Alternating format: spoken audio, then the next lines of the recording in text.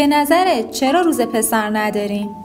چون پسر کمتر از دخترن. چون روز پسر نیستش. چون دختر خوشگله. داری؟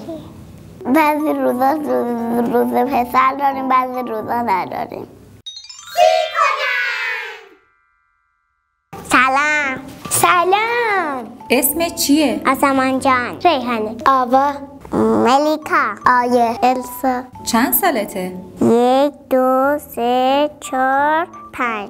میدونی معنی اسمت چیه؟ نمیدونم. ماما معنی زنده. آواز. چی ناراحتت میکنه؟ جیغ زدن مامان. که یه نفر به یه نفر دروغ بگه. داداشم میزنه ناراحت میشه. باید یا دعوا میکنم. اگه 1 میلیون داشتی چی کار میکردی؟ هم باش گوشی میخورم. میرفتم پارک. میرم خوراکی میخرم. این عکسو میشناسی؟ داره؟ نه. این یکی رو چی؟ فقط میدونه خانم. مامان مسئوله. به نظر تو مهربون ترین آدم دنیا کیه؟ مامان نه. مامان و بابامون داداشم. خدا. منم.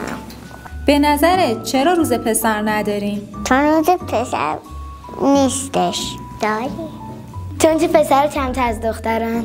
چون دختر خوشگله. میدونی امروز چه روزیه؟ چه روزیه؟ دختر. روزت مبارک. روزمون مبارک. بیا این کادو برای تو.